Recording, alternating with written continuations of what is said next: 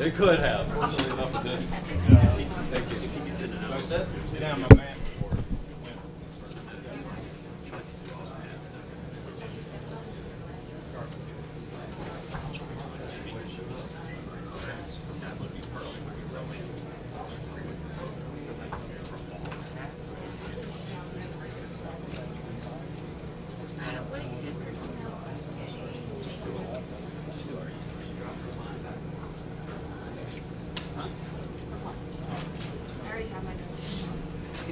Man, you guys got some snacks in here, Gary. Yeah, big time.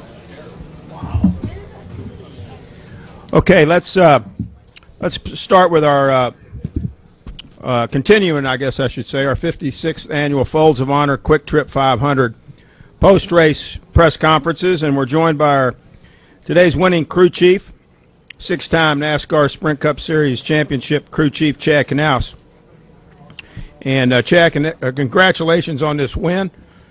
It's your guys' 71st win in the NASCAR Sprint Cup Series. Gets you guys into the 2015 chase for the NASCAR Sprint Cup. And it's got to be a very good feeling knowing that the 48 team certainly flexed its muscles and one more time showed us today just its championship medal.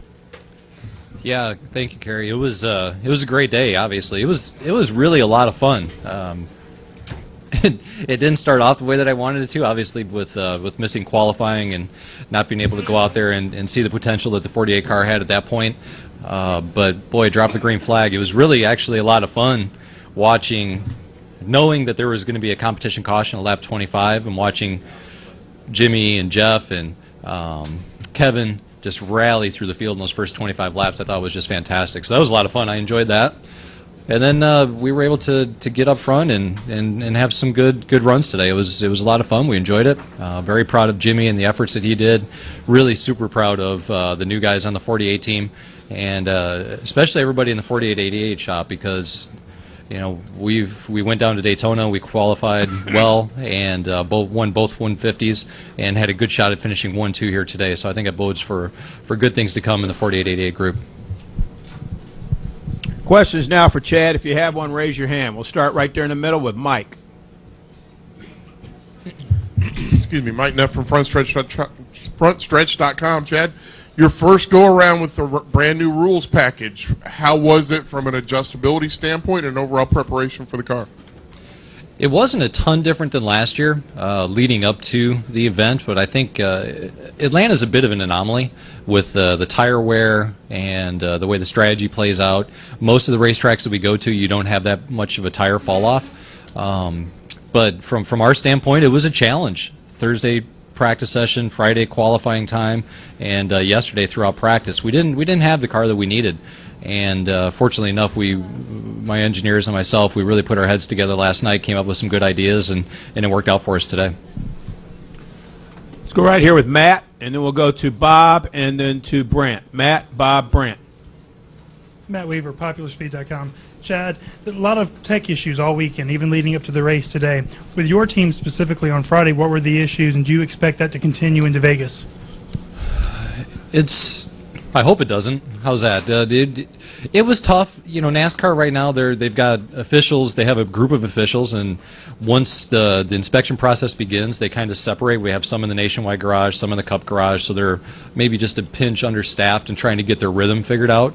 We had a small issue with, I think our wheel offset was off a little bit, and we had to, maybe just our skew was off a little bit with the alignment of the rear end housing. It's something that we need to try to address. You know, when we rolled out of the garage for qualifying inspection, there was really only an hour left before qualifying was to begin, so the whole day was just kind of slow.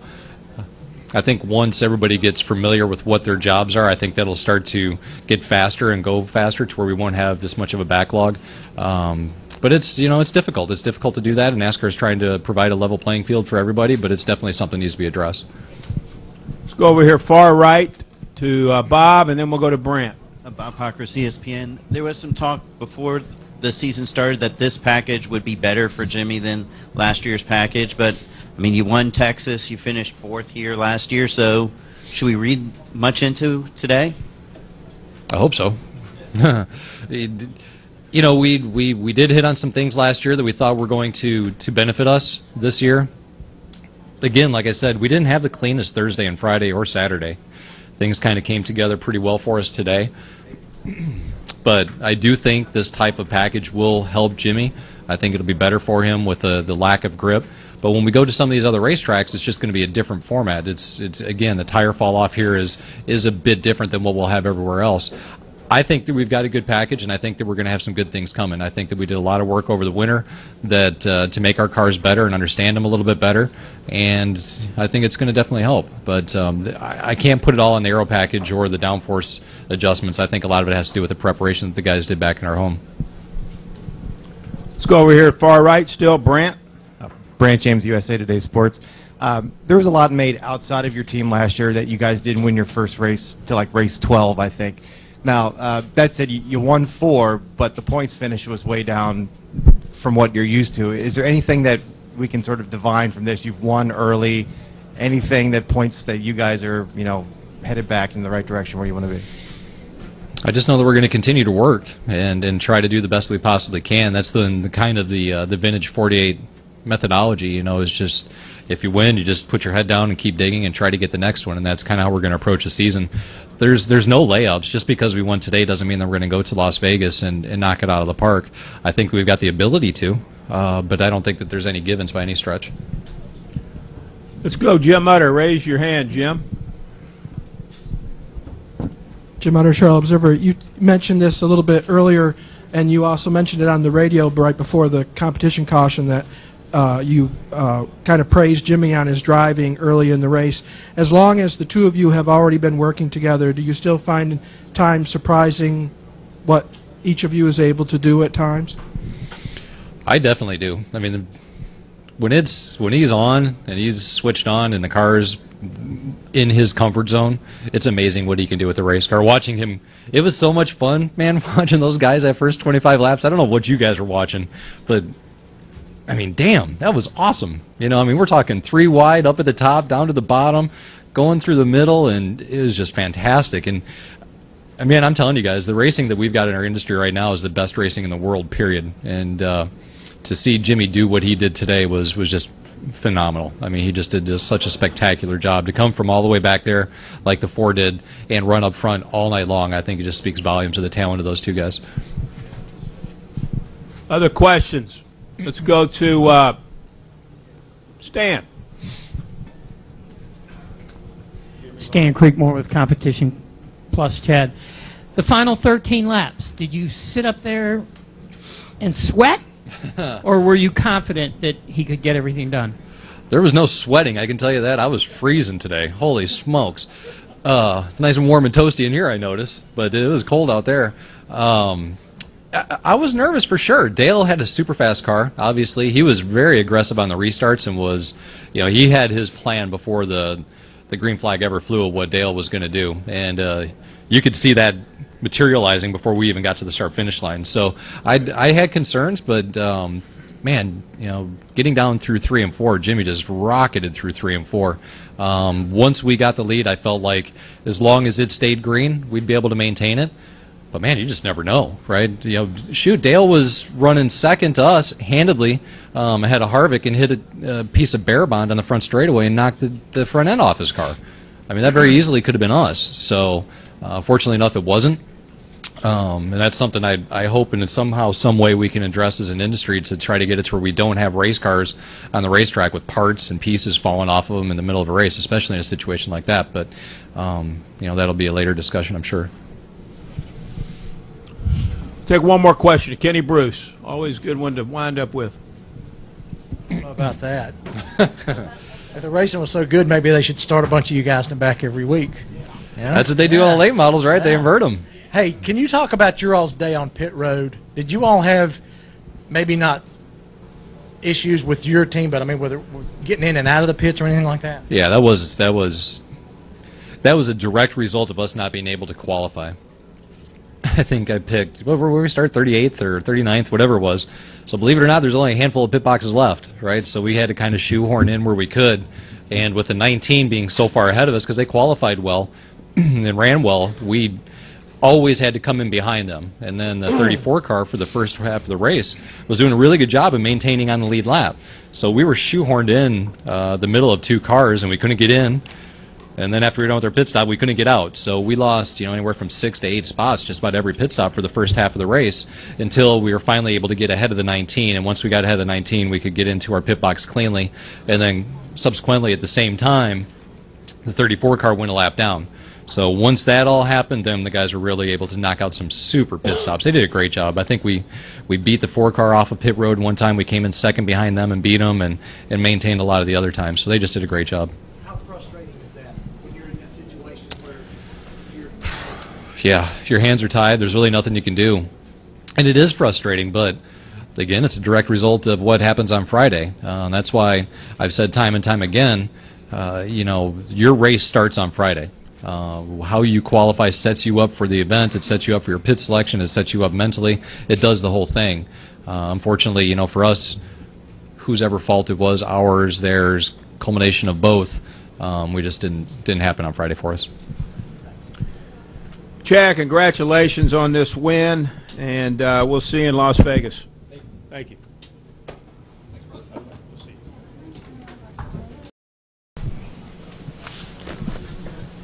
Hey, how are you, Karen?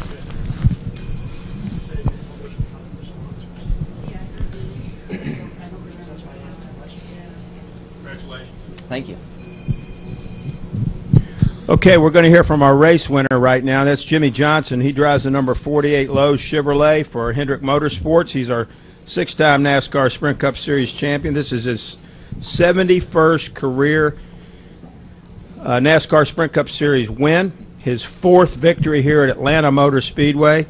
He punches his ticket into the 2015 chase for the NASCAR Sprint Cup. Jimmy, congratulations. You put on a great show out there today for the fans, coming all the way from, I think, 38th starting position and winning this race. Congratulations. Just talk about how you were able to accomplish that. And thank you. It was, just a surprising start to the race for me. We felt like we were okay in the test session and the practice sessions. Through Friday and Saturday, we didn't think we had a dominant car or really a kind of a car to race for the win. It seemed that some other guys showed some speed, but through our process and through getting to know the new folks on our team and the engineers, they understood what I was asking for and found a way to give it to me. And I knew within about 2 sets of corners when the race started that we were going to have an awesome day. The car was just incredible, and I think where the race really opened up for us was once I was able to get in front of the 19 car. We'd get close to him, but then we had so many quick cautions at the start of the race. I could never get in front of him, and the way we were arranged on pit road, I'd have to come around the 19 and then get blocked in by the 34. So once I was able to get in front of the 19 and then the 34 went down a lap, our race completely changed, and I was able to count on my guys on pit road to get me out first or help make up spots on the racetrack, and things really changed at that point and went our way. Questions now for Jimmy Johnson. We'll start right over here with Brant, far right. Jimmy. Brant James, USA Today Sports. What's the value in winning this early in the season as compared to last year? I know last year you said there's no panic, but it was race 12. And can this be used as an indicator of success further in the season as compared to last year? Yeah, I mean, I definitely think that it gives you a sign who's going to be competitive.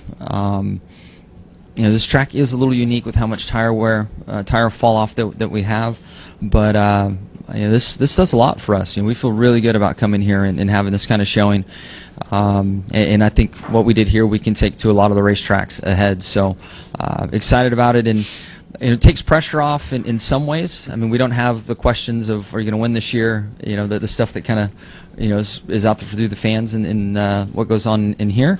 So it's nice to dodge that, but we'll have to win again probably in 6 to 8 weeks, or else those questions will come around. So buys us a little bit of reprieve, but it's nice to know that we're locked into the chase. There's just a lot of good things that come with it. So we're pumped and excited, and I look forward to going racing next week. Let's go with Stan, and then we'll go with Bob. Stan Creekmore with CompetitionPlus.com. Jimmy, the final 13 laps, how did the restart feel, and were you confident every single lap this was checkered flag time? I felt like if I got clean air, I was going to be in good shape. And when Junior was able to get to my outside, I just didn't know what was going to happen down the backstretch.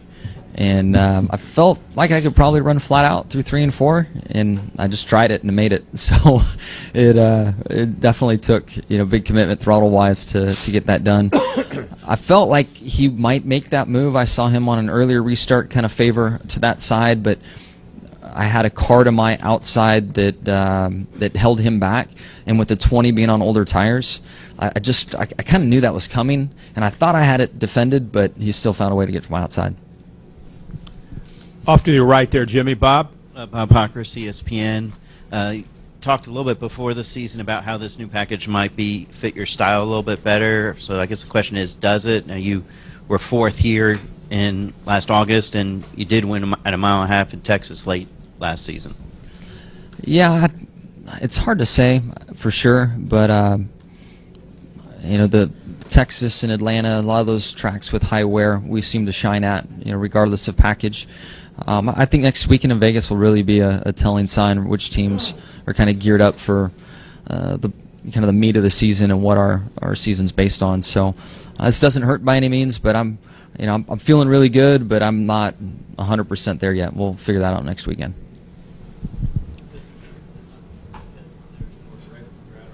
Yeah, just the way the tires hang on.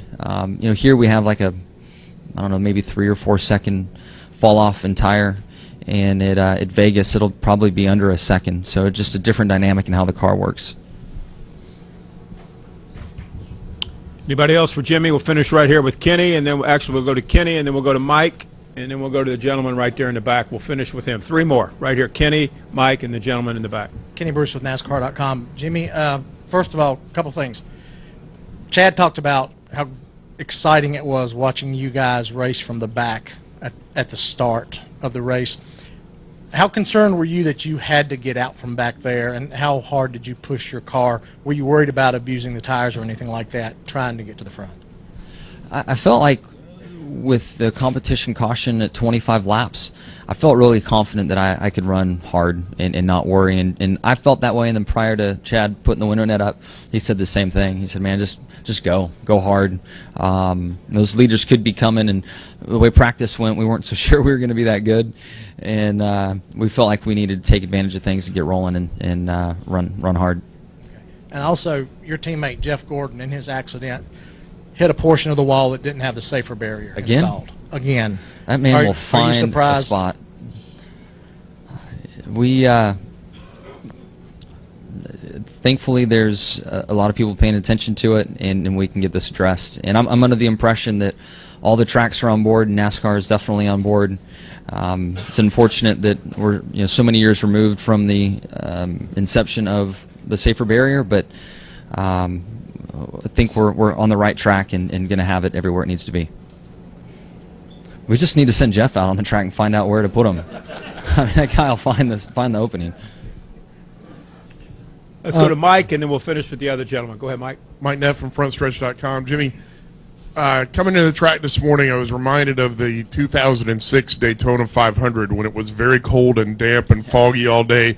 And I even mentioned it in a tweet this morning that it boded well for you coming into this race. How is it that a guy from California seems to do well when the weather conditions are so crappy? I don't know if it has a ton to do with it. The moisture can maybe make it a little slick at times, and my dirt roots would be able to shine through. And I feel like this track does favor drivers with a dirt background, so maybe something in that area. But I didn't see enough precipitation that really, would account to anything on the windshield. Just got lucky, I guess. Jimmy, Eric Bailey with the Tulsa World. Dan Rooney, the Folds of Honor founder, appeared to take time to explain the trophy, the symbolism of the trophy. Just your thoughts on that, and perhaps the job that the Folds of Honor did in their NASCAR sponsorship debut. Yeah, what an amazing organization. He did explain the trophy, give me a bit of a backstory on things. I had the chance to meet him at Kevin Harvick's golf tournament a year or so ago. And then also up there, there were family members who had lost their loved ones, defending our country. And it was tough for me because I'd just gotten out of the car and was on cloud nine from a win, and then I met a woman that lost her husband fighting for our freedom. And I just actually told her, I said, thank you, and I don't even know what to say. I'm not sure if thank you even is the right thing to say to you right now, ma'am, but it's just a weird juxtaposition from being on cloud nine and winning the race and then the reality of someone losing their husband defending our freedom. I'm happy that Atlanta, this relationship worked out, and we were able to say thank you to all the men and women serving, and then in some way say thank you to those that have lost a loved one serving our country. Well put, Jimmy. Jim, you want to finish up? Jim Utter, final question. Jim Utter, Charlotte Observer. When Chad was in here earlier, he mentioned, and we also heard on the radio before you got to the first competition caution. I think he said something to you about how impressed he was with your performance driving up through the field, and he made mention of it again in here. And I was just curious, and I'd asked him, after all these years that the two of you have spent working together, is it surprising that you still find times that you impress each other with what you do? Yeah, today I think we both impressed one another, and it just showed that maybe how rough last year's performance was. To fly through the field like that, to feel those sensations in the car, and the car create that much grip and be that friendly, and being able to work traffic, from my standpoint was surprising. And then I'm sure from his standpoint, sitting on the box, watching me, pass 2 to 3 a lap was impressive as well. So it is pretty wild. After all these years, we're able to do that and still impress one another. But we did it today. Jimmy Johnson, congratulations on your win here today, and best of luck out in Las Vegas. But a super win, 71 victories. Crazy. And certainly it's good to see you back in winner's circle. Thank you. Thank you. Appreciate it.